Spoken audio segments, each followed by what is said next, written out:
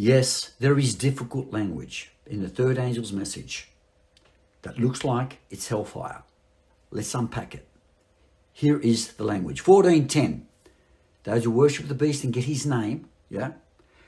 Verse 10, he will be tormented with fire and sulfur in the presence of the holy angels and in the presence of the Lamb. First, it's in the presence of the holy angels and in the presence of the Lamb, which means they are looking on, but they're not doing it. It didn't say he will be tormented with fire and sulfur by the holy angels and by the Lamb. It's in the presence of the holy angels and in the presence of the Lamb. They are witnesses. They are not the agents. Then who's the agent? If John wanted to say that Jesus was doing it, man, this was the place to say it. He will be tormented with fire and sulfur by the holy angels and by the... No, it's in their presence. They're looking on. Why? We will get to that. It's in their presence. If they are witnesses, they're not the agents. Okay? So let's nail that down. But it does mention fire and sulfur and torment, and surely this must mean hellfire. Well, we've already seen that the wrath of God is the 7 last plagues. It's not talking about hellfire. It's talking about what happens at the end of the final crisis, the Battle of Armageddon. Okay? They will have fire, sulfur, and torment. Whenever we see the words fire, sulfur, and torment, it's always connected with demonic activity, not God. These verses are warning those who get the name of the beast on their forehead and worship him what the beast is going to do to them.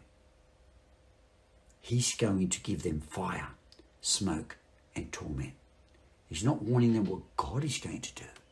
He's warning them what the devil is going to do to them as he smashes them with the 7 last plagues. Having said that, let me demonstrate it. Chapter 9, we have got the Battle of Armageddon. We've been through this. Euphrates is mentioned. Yeah? We saw that chapter 9 and the 5th and 6th trumpet parallel the 7 last plagues. And we will get into that again, but let's revisit it and you'll see. Then all hell breaks loose and the demonic powers under the direction of the destroyer will release the 200 million demons from the bottomless pit to go and inflict pain and torment through fire and sulfur on those who do not have the seal of God. That is, on those who have the mark of the beast. They're going to do this to you. God's warning them. It's not what he's going to do. And what's his wrath? God steps back. Let's unpack it. The words fire, sulfur, and torment describe demonic attack, not divine retribution. God withdraws. He pulls back the angels because they've sold out to the devil at this point in time. That's it. 9, 4, and 5. Let's have a look at this. Look at the parallels, the way these words are used. They were told not to harm the grass. Remember the smoke, the demons, the scorpions, the locusts that turn into horses. Yeah? Remember this? They were told not to harm, so they're going to harm, the grass. But only those people, who could they harm? Those people who do not have the seal of God. The seal of God, the name of God in the forehead, takes place at the mark of the beast episode. We've already seen this. You get the name of the beast on the forehead, or you get the seal of God, the name of God in the forehead. Which one will you show allegiance to? Which one will you unite with? So now we are told that these demonic creatures, these disgusting creatures, as they come out of the bottomless pit, they can harm, but they can't harm those with the seal of God. They can only harm those with the mark of the beast, which is what we saw in the last 2 teachings. Wow, they're the ones who are harming, not God. How do they harm? Verse 5. They were allowed to torment those who don't have the seal of God. That is, they can torment only those who've got the mark, the name of the beast. Who's doing the torment? The emissaries of the devil.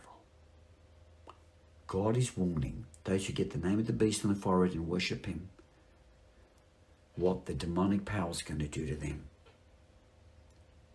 during the mark of the beast crisis, when the plagues begin to fall from the demonic powers, not God. So there's the word torment, but it gets clearer. Verses 17 and 18 talks about the Euphrates, which is also in chapter 16 in the 6th plague. We've been through this and we will go to it again. But look at the words again. Fire, smoke, torment. Who's releasing it? Who's getting it? Those who've got the mark of the beast. Can't touch those who've got the seal of God. Only those who've got the mark of the beast. 17 and 18. Get ready for this. Fire and smoke and sulfur came out of the 200 million's mouths. From the demons. Fire, smoke and sulfur, which torment those who haven't got the seal of God, but got the name of the beast. Fire, smoke and sulfur come out of their mouths. And by these 3 plagues, a third of mankind was killed. Now they're called plagues. The 7 last plagues. Folks, this cannot be any clearer. The third angel's message in Revelation 14 is not warning what God's going to do to you. He's warning us about the torment, the smoke, the fire that the devil is going to do to you. And it's in the presence of the Lamb. Not carried out by the Lamb, it's carried out by the devil and his 200 million imps. You worship them, they're going to hammer you. And God's warning them. He's calling them to repent. Wow.